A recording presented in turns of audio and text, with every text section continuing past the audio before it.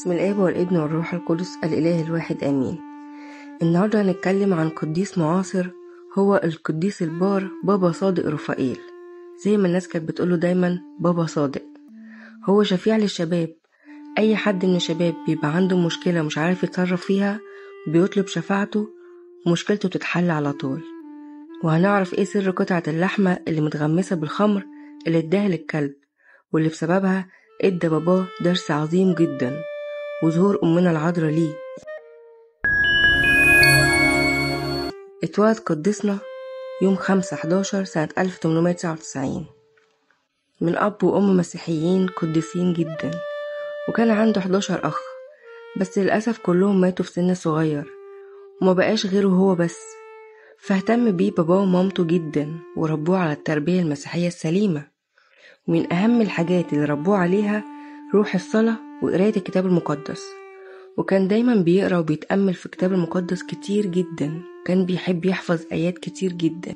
وفي يوم من أيام الأعياد جالهم ضيوف من العيلة، وكان جايبين معاهم خمر، وراحوا عزموا على باباه وقدموا له كاس منه.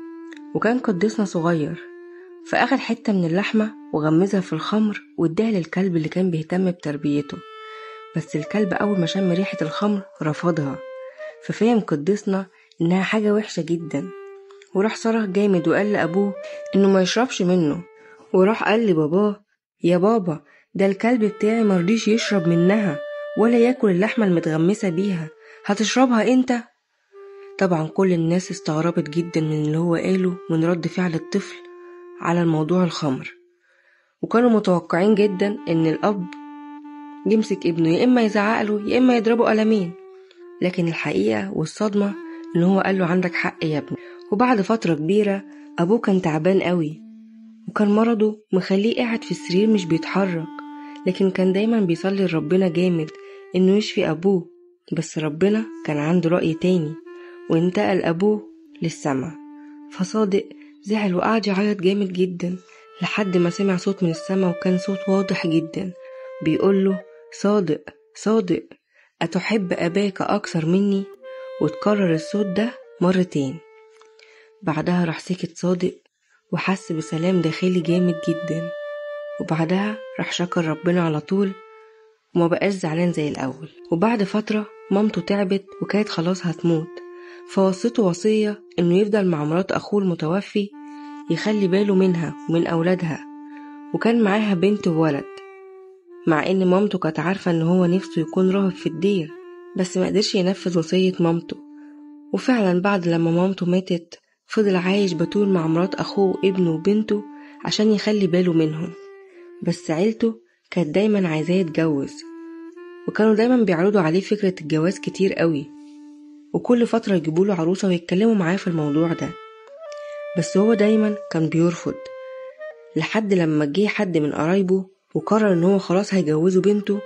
بس في نفس اليوم البنت شافت رؤية، شافت ان ربنا يسوع المسيح بيظهر ليها وبيديها ورقة مكتوب عليها بالذهب اسم صادق رفائيل.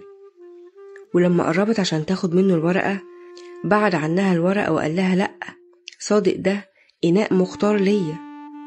وكل الناس ساعتها عرفت بالرؤية دي، وقالوا خلاص احنا مش هنقوله على فكرة الجواز مرة تانية أبدا. وفعلا عاش بتول راهب بس في العالم، وكان كل اللي يعرف القديس في الوقت ده كان عارف حبه الجامد للعذراء، كان بيحبها جدا. وجي في يوم حد من اصحابه بيقوله: انت ازاي بتحب العذراء قوي كده؟ وقالوا العذراء دي حاجة عادية، وان السيد المسيح هو الأهم من العذراء، لان زيها زي البيضة، انت بتاخد اللي جواها وبترمي القشر. وساعتها راح قرر القديس انه يديه درس عملي، فراح اتصل بمامة صاحبه اللي هي بتعتبره زي ابنها بالظبط، وكلمها بطريقة جافة جدا. فزعلت الأم من طريقة قديسنا وقفلت معاه. ولما جه ابنها قالت له: أنا زعلانة قوي ومتضايقة، صادق كلمني النهاردة بطريقة مش حلوة. فراح ابنها اللي هو صاحب قديسنا زعل جدا، وراح اتصل بيه وكلمه وقال له: انت اتصلت بماما النهاردة؟ قال له: أيوة. قال له: انت اتكلمت مع ماما بطريقة مش حلوة خالص. فراح قال له: طب انت بتكلمني ليه بطريقة مش حلوة وانا بتكلم معاك بطريقة هادية؟ فقال له: انا اللي بيضايق امي اكيد هتضايق منه وهكلمه بطريقة وحشة. فراح قديسنا رد عليه وقال له: انت بتدافع عن أمك، والسيد المسيح مش هيدافع عن أمه اللي اتجسد منها من الروح القدس؟ فراح فهم صاحبه ساعتها قصد القديس ايه، وعرف انه كان بيفهمه وبيديله درس عن العذراء. نيجي بقى لحياته العملية.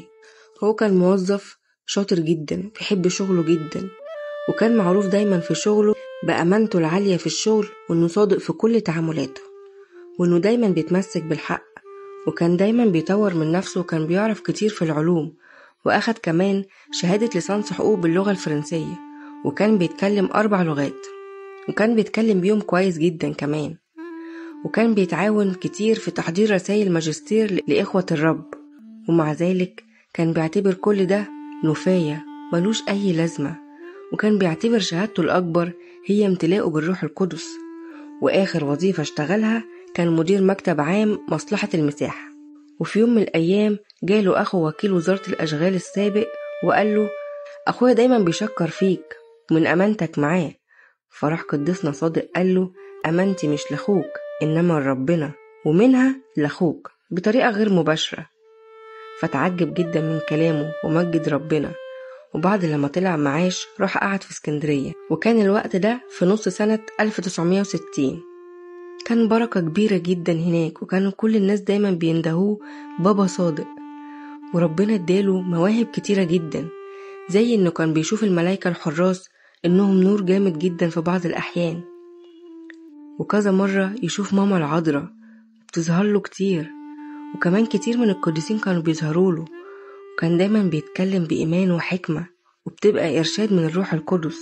وكان دايما بيتمتع في القداس الإلهي الطويل جدا، وكان بيحب إن دايما كل ما يطول القداس كان هو بينبسط أكتر. وكان دايما يقول إن القداس ده زي دعامة لحياة المسيحي. وكان لما يتناول كان وشه بينور. وبيقول القمص تدرس يعقوب مالطي إنه في مرة من المرات في أحد القداسات اللي صلاها في كنيسة الشهيد ماري جرجس بسبورتنج بعد رسامته سنة 1962، كان القمص بطيء جدا في القداس، وكان بيزور القديس صادق في نص الأسبوع، وفي وسط الكلام بيقوله إن القداس بتاعي كان طويل. وفجأة راح رأى القديس صادق عينيه بتدمع، وبيقوله: ما تقولش كده يا بون، ده أنا بتمنى إن حياتي كلها تبقى قداس مش بيخلص أبدا. وكان دايما من عادته عند نهاية القداس إنه يقف عند باب الكنيسة عشان أول ما القداس يخلص يجري يروح على بيته، وما يكلمش حد ولا يشوف حد لمدة ساعة كاملة. وكان بيقول: إزاي يكلم حد بعد القداس الإلهي على طول كده؟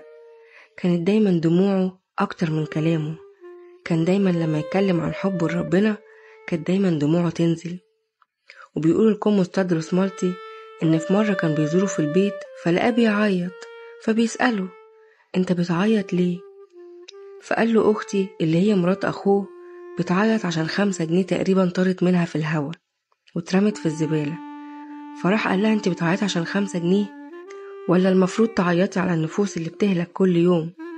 كانت دموع بتنزل بغزارة عشان خلاص الناس. وكان قديسنا صادق بيعاني من مرض جامد جدا، ما كانش بيشتكي، بالعكس ده كان بيشكر ربنا دايما إنه اداله مرض الجسد لعلاج الروح. وتنيح القديس العظيم في سلام يوم 6 نوفمبر سنة 1969، وكان عمره 69 سنة. وكان طول الأسبوع الأخير من عمره كان دايما بيقول اللي حواليه إنه هو هيمشي من العالم ده. وأثناء جنازته طلع ريحة بخور جامدة جدا من جسده، كل الناس شمتها. وحكى واحد من قرايبه إنه كان في شاب مستهتر جدا وكان بيشرب سجاير، وكانوا دايما بينصحوه إن هو يروح يقعد مع الأخ صادق، بس كان دايما بيرفض. لحد ما جه يوم الجنازة راح وقف قدام جسده صلى وقال: يا رب، الناس كلها بتقول إن الراجل ده قديس، لو فعلا الكلام ده حقيقي ساعدني يا رب واديني توبة، ساعدني يا رب واديني توبة عن كل خطية وعن كل شر عملته. وفعلا بعدها خرج من الجنازة إنسان جديد، والتدخين اللي كان بيعبده تقريبا استغنى عنه خالص. وقدسنا الجميل بابا صادق شفيع لكل الشباب، وأي حد في دقيقة من الشباب بيطلبه بيلاقيه دايما على طول. بركة صلوات وشفاعة قديس صادق رفائيل تكون مع جميعنا أمين. لو أول مرة تعرف سيرة القديس صادق رفائيل ابعتها لكل الناس، خليهم ياخدوا بركة، وتابع صفحتي واستنوني كل يوم الساعة 8 بالليل مع سيرة قديس جديد.